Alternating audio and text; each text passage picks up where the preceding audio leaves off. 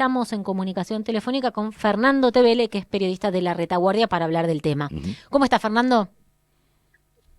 ¿Qué tal? ¿Cómo les va? ¿Cómo andan? Bien. Gracias por convocarnos. No, por favor, gran trabajo que hacen además desde La Retaguardia. Muchas gracias por eso, porque me parece que son los únicos que transmiten los juicios de lesa, ¿no? En realidad, podríamos decir que no, porque nosotros nos pensamos siempre trabajando con otros y con otros medios comunitarios Claro. y por eso convocamos en cada juicio que hacemos a algún medio, sobre todo cuando es de alguna provincia de la que no somos nosotros, que somos de la ciudad de Buenos Aires, para hacer el laburo en conjunto. Entonces compartimos los juicios de La Plata con Pulso Noticias, que es una Ujú. cooperativa de laburantes del diario Hoy que recuperaron su fuente de trabajo. Compartimos con FM de la Calle en Bahía Blanca, con La Nota en Tucumán, y algunos de los juicios de la ciudad los hacemos con Radio Presente. Así que, por suerte, y Bien. porque queremos que así sea, no somos los únicos. Qué bueno, bien, buena esa aclaración. Bueno, y en relación a esta denuncia, contanos un poco más, ¿qué es lo que está pasando? Bueno, lo que está pasando acá es que nosotros comenzamos a viramos la cobertura que veníamos haciendo de modo escrito a lo audiovisual con la pandemia desde junio del 2020. Y eso fue todo un proceso de construcción, ¿no? De poder televisar los juicios, en el que primero nos decían mayormente que no, o nos dejaban televisar las partes que no eran testimoniales. Nos costó mucho llegar a una instancia como la de ahora, en la que hay 17 juicios por crímenes de lesa humanidad haciéndose en estos días, y de los que estamos televisando 14 de punta a punta, digamos, incluyendo las testimoniales. Entonces, aparece un tribunal que, como si este camino no se hubiera trazado, eh, eh, vuelve a aquellos primeros días de los primeros juicios y nos dice, por pedido de un defensor, nos retira un permiso que nos había concedido, porque lo primero que sucedió es que, como sucede con el resto de los tribunales, cuando nosotros nos presentamos antes del comienzo del juicio y pedimos el permiso para transmitir, el tribunal nos dijo que sí y nos permitió acceder a la sala de audiencia para generar nuestras propias imágenes. El defensor, en este caso, como hace en todos los casos en los que él es defensor y nosotros estamos televisando el juicio, planteó que nosotros no teníamos que estar. Lo hace de una manera muy provocadora, nos ha dicho en los escritos judiciales y durante las audiencias, desde Pasquín Amarillo hasta que somos medio militante, dicho esto de manera despectiva, que somos un programa trucho. Bueno, en fin, hemos escuchado cosas que desde los 90 no escuchábamos sobre los medios comunitarios en boca de este abogado que es Guillermo Jesús Fanego. La diferencia es que el tribunal, en este caso, y en contrario a lo que hacen los demás jueces, que cuando se les presenta Fanego le dicen no, acá hay un derecho y el juicio se tiene que ver, este tribunal le dijo, no, usted tiene razón, la publicidad está garantizada por el canal de la justicia, entonces nosotros no cercenamos el derecho a la publicidad del juicio, ni tampoco cercenamos el derecho de La Retaguardia, porque no les prohibimos transmitir, solo les decimos que vayan a tomar la señal de la justicia. Y ahí me permito dos aclaraciones. Primero, el canal de la justicia no lo ve nadie, a tal punto que el defensor y el tribunal se refieren a él como el SIG, porque alguna vez la Corte Suprema de Justicia tenía un canal que se llamaba Centro de Información Judicial, que no existe más. Y lo que hay ahora es una transmisión a cargo del Consejo de la Magistratura, que lo que hace es un registro no periodístico, digamos.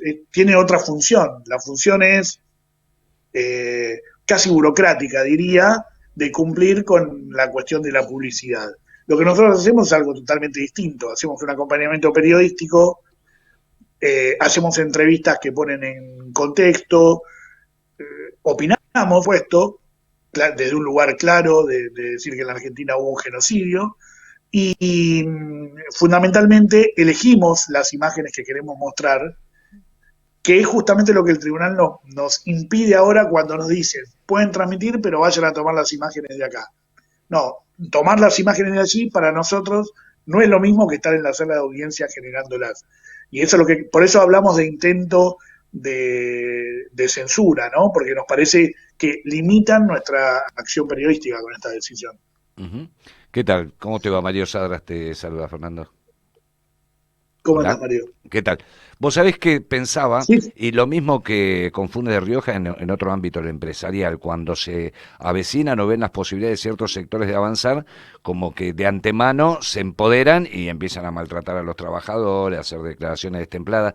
Y me parece que no es casual, que obedece a un clima de época, o cómo lo viven ustedes, sobre todo a través de la experiencia que tienen en esta tarea. eh, es difícil saber qué pasó por la cabeza de los dos jueces y la jueza que tomaron esta decisión. Uno puede pensar que tiene que ver con un clima de época. Agrego un dato a eso. Este defensor que yo le decía maltratador, no solo de nosotros, sino que ha maltratado a víctimas en sus testimonios, e incluso durante un juicio, ya te respondo, pero Sí, sí, sí, sí. no quiero dejar de decir esto, incluso durante un juicio, mientras otro colega suyo de otra defensa estaba interviniendo, haciendo su alegato, él se metió en el chat de nuestro canal de YouTube a intentar mantener un debate con una hija de un matrimonio desaparecido que está en Barcelona, que estaba en Barcelona viendo el juicio, y él se metió ahí para decirle no son 30.000, ¿no? No, Digo, para que entendamos el personaje. Este personaje es una de las personas que estuvo dentro del acto de la legislatura que organizó Victoria Villarruel. ¿Se acuerdan? Hace un par de meses. sí, Sí, sí. Con, bueno, sí, sí. Claro. Mm. ¿cuántas personas hubo allá adentro? ¿200 personas? Sí. ¿250 personas? Guillermo Fanego era uno de ellos porque es parte de ese núcleo duro. Mm. Es un defensor que hace alegatos apologistas de la dictadura. Eh, entonces uno puede pensar que su pedido esta vez es atendido por un clima de época y porque los jueces y la jueza están intentando como reacomodarse. Pero también la verdad es que uno podría pensar que les insistió tanto que quisieron sacarse un problema de encima y no vieron el costo que quizás estaba en juego. La verdad es que no lo sabemos, no lo sabemos. Yo quiero, No Fernando, queremos dejar mm, de... Sí, no, yo quiero aprovechar para hablar un poco sobre el juicio que están impidiendo que no podamos verlo y a quién se va a juzgar. Para no correr el foco de ahí, ¿no? dale. Porque hay una persona que van a Exacto. juzgar y que no vamos a poder saber si ustedes no están con todo el trabajo y la compañerada que hacen, qué está pasando. Y me parece que eso es importante porque también quizás tal vez estén cuidando a este A alguien tipo, en particular. claro, a este tipo que es uno de ellos, o al menos, contame vos, Horacio Luis Ferrari. Sí, bueno, lo primero que quiero decir sobre esto es que nosotros vamos a seguir televisando el juicio y con las limitaciones que nos impone el tribunal de no generar nuestras propias imágenes, pero lo vamos a seguir televisando. Bien, Así que el lunes próximo seguramente vamos a poder verlo. bien. Punto 2. Ferrari es una persona que estuvo imputado en el juicio ESMA 4, que empezó en el año 2019. Casi al final, cuando estaba terminando ese juicio, nosotros lo estábamos transmitiendo ya porque ya estábamos empezando a transmitir juicios. Su abogado, que a diferencia, él nos maltrata y nosotros decimos, es un muy buen abogado, muy inteligente, consiguió sacarlo del juicio con el argumento de que como los jueces y la jueza ya habían estado en anteriores tramos de la megacausa ESMA, estaban prejuzgando, lo que es absurdo en realidad porque justamente los jueces saben lo que pasó en la ESMA, pero en realidad lo que están juzgando ahora no es lo que pasó en la ESMA, sino la responsabilidad de cada uno de los imputados en lo que pasó dentro de la ESMA. Pero él consiguió sacarlo a Ferrari por una resolución de la Corte Suprema, lo sacó y le permitió tener 4 años más de impunidad. Llega a este juicio con un tribunal nuevo solo para él, por eso es el único imputado, y cuando se presenta el juicio se presenta con barbijo. El juicio empezó ahora, no empezó hace 3 años, ¿eh? y él se presentó con barbijo. Y el día de su indagatoria, hace 2 semanas, nosotros estábamos transmitiendo, antes de dar su testimonio en indagatoria, le preguntó a su abogado si estábamos transmitiendo. Y su abogado le señaló la cámara y le contestó sí. El juez que lo escuchó también le contestó que sí, que estábamos transmitiendo. Y su respuesta fue, entonces me dejo el barbijo. Como el juez lo escuchó, cuando lo estaba identificando, le preguntó si tenía alguna prescripción médica para utilizar el barbijo y como no la tenía, finalmente lo obligó a sacárselo. Bueno, esas son algunas de las cosas que están en juego cuando se habla de si la retaguardia puede transmitir o no. Por eso nosotros también, que ayer sacamos un comunicado, que todavía no publicamos en nuestras redes sociales, porque tímidamente, bueno, juntemos algunas firmas de peso primero y después lo publicamos en las redes con esa firma, y estamos al momento de hoy con algo que solo circuló por WhatsApp, teniendo 700 firmas de organizaciones, de organismos de derechos humanos y de personalidades. Sacamos ese comunicado y le pusimos la foto de Ferrari, ¿no? Muy bien. Porque justamente, como decías vos, nos parece que es lo que quieren evitar y es lo que nosotros queremos mostrar también. Claro, quieren cuidar la imagen del represor, en Y que definitiva. llegado el caso que ganen, que pueda caminar tranquilo por la calle, ¿no? Porque no lo reconocen. Sí, seguramente, o quizás él está negando que vos decías que a él le decían Pantera Pantera. cuando estaba dentro de la ESMA. Él dice que no es ese Pantera, que a él nunca le dijeron Pantera, está negando haber estado allí, y es más, él dice que en ese momento estaba embarcado en uno de los buques de la Armada, en el buque Rosales. Eh, y hay un documento que ya se utilizó como prueba en el juicio anterior que lo muestra con destino ESMA en enero del 1977. Va a ser muy difícil para él contrarrestar ese documento porque lo está queriendo contrarrestar con su palabra, ¿no? Diciendo, bueno, no era él, no soy yo. Pero también el problema es eh, que en los testimonios muchas veces, por las condiciones en las que estaban las personas que estaban secuestradas, muchas veces era muy difícil acceder a identificarlas, ¿no? En el caso de la ESMA hay un gran laburo que hizo nuestro querido compañero Víctor Basterra, sobreviviente de la ESMA, eh, que murió hace algunos años y que registró, que le sacaba las fotos cuando ellos iban a falsificar documentos dentro de la ESMA y los obligaban a los trabajadores gráficos que estaban secuestrados a realizar estas manipulaciones de documentos y estas falsificaciones.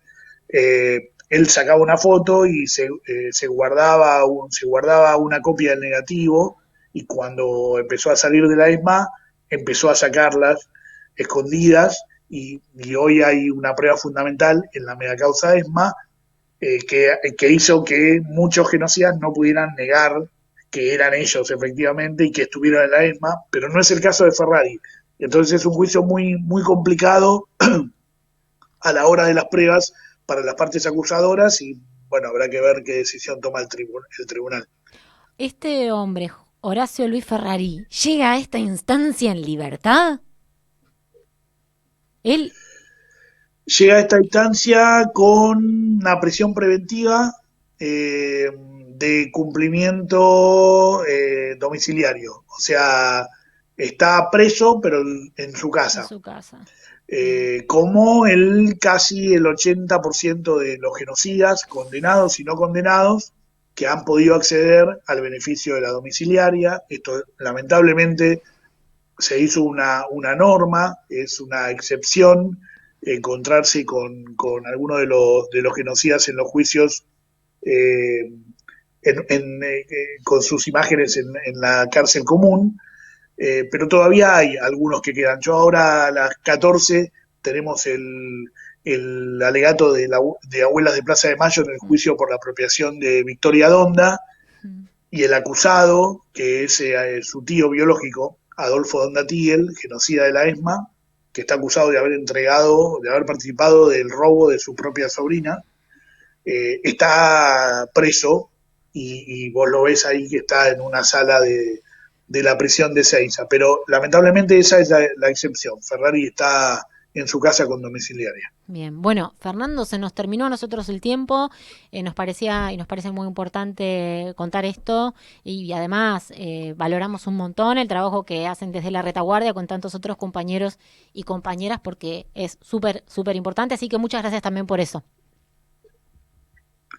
Bueno, gracias enormes a ustedes que siempre nos hacen notar esa valoración y nosotros en mutuo, digo, valoramos enormemente el laburo que están haciendo allí y cómo ha crecido la radiográfica. Entonces, cuando nos llega un elogio como el que vos acabás de dar como devolución, nos hace sentir muy gratificados. Me alegro, qué bueno. Abrazo fuerte, gracias Fernando.